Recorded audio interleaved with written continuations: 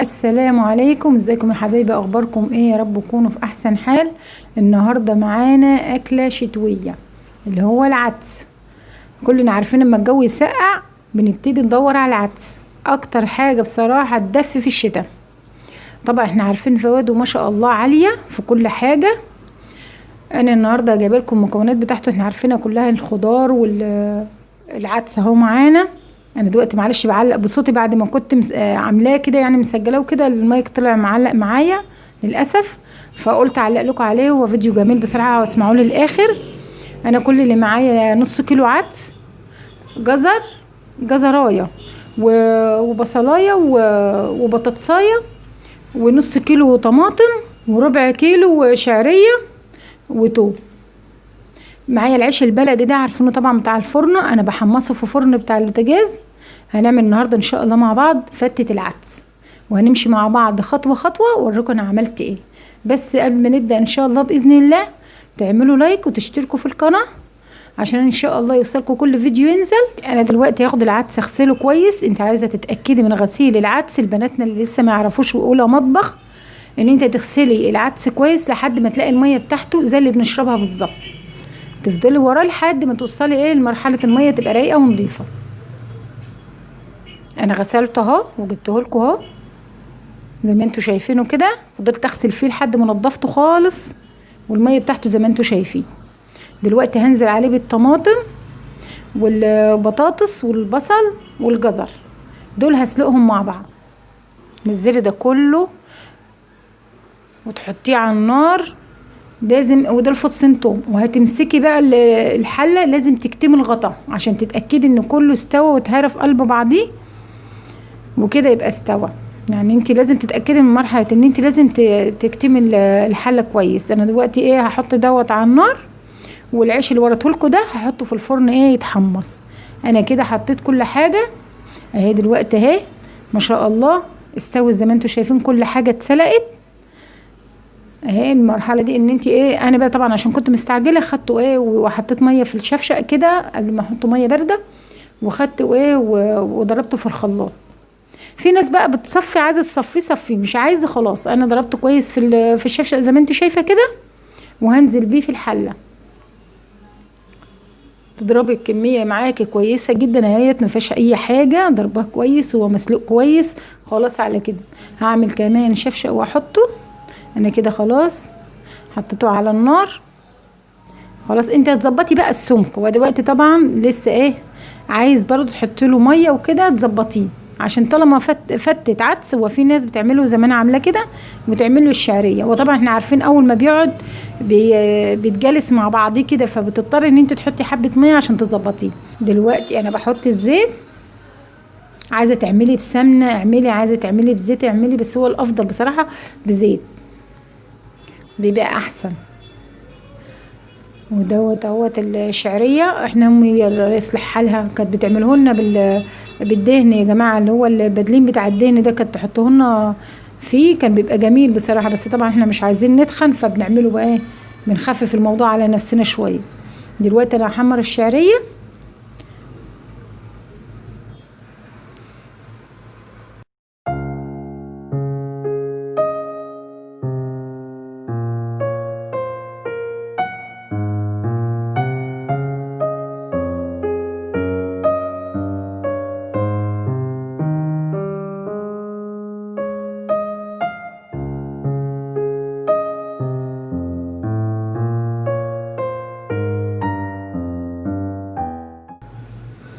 دلوقتي بعد ما الشعريه اتحمرت معانا زي ما انتوا شايفينها نخليها كده يا جماعه، ما تغمقهاش، هي كده كويسه قوي. قدام العدس اهو على العين التانية، وهنزل عليه بالشعريه. احنا طبعا عارفين فوائد العدس يا جماعه جميله، وبعدين اكتر حاجه بصراحه بتدفي في الشتاء وبندور عليها، واكل اقتصاديه مش غاليه وسريعه في نفس الوقت. ده الملح، معلقه كمون اهو، معلقتين. حبي تزودي زودي عادي. هو الكمون هو على العدس روحوا الكمون على طول، حطوا له الكمون بيديله طعم احلى كمان. مكعبين مرقه دجاج هننزل بيهم، لو عندك موجوده ماشي اعملي، مش عندك لا عادي خالص.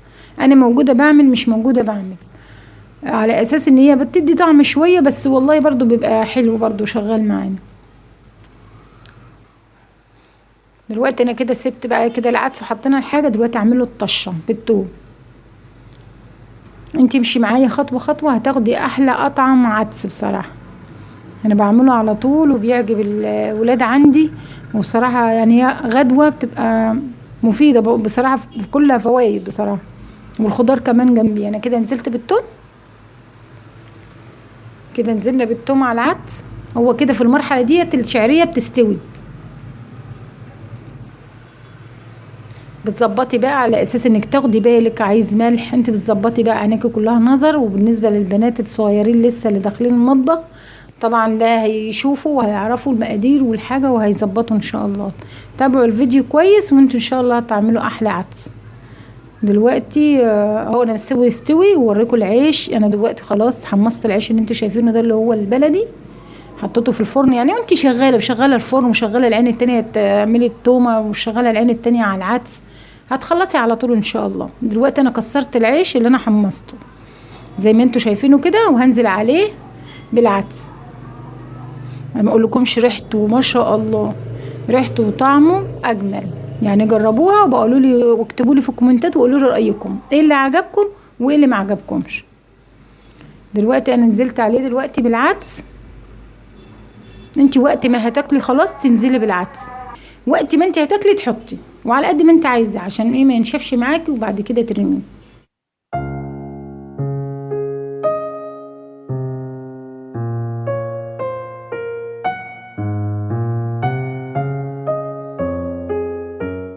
دلوقتي هعمل لكم التومه بتاع الفته.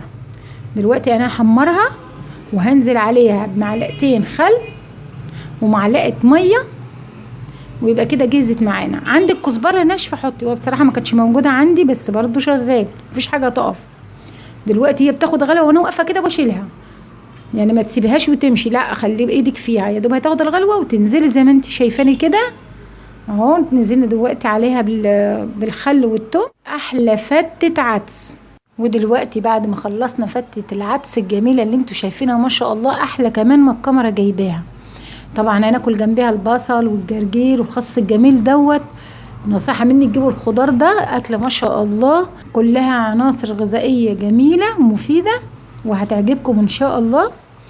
انا طبعا الفيديو ده بصراحه يا جماعه كنت عاملاه ومعلقه بصوتي وكل حاجه، بس للاسف اكتشفت ان المايك ما كانش شغال في الوقت دوت. فبصراحه قلت خساره، الفيديو ده جميل ان انا اسيبه واعمل غيره كده، فقلت ده اكيد هيعجبكم ما شاء الله. يعني هو العدس احنا عارفينه وعارفين الوجبه دي بتبقى عامله ايه، فانا قلت بصراحه انا عاجبني الفيديو فقلت لازم اعلق بصوتي وكده. ابقى اكتبوا لي وقولوا لي ايه اللي عجبكم في الكومنتات، وما تنسوش عشان انا والله تعبت جدا في الفيديو دوت. ما تنسوش تعملوا لي لايك وتشتركوا ان شاء الله في القناه وتفعلوا الجرس عشان ان شاء الله اول ما اعمل فيديو جديد يوصل لكم الفيديو اللي انا اعمله. وقولوا لي رايكم ايه في اكله العدس الجميله دي، ويا رب تعبي ما يكون راح على الفاضي. واشوفكم ان شاء الله في فيديو جديد، اشوفكم على خير.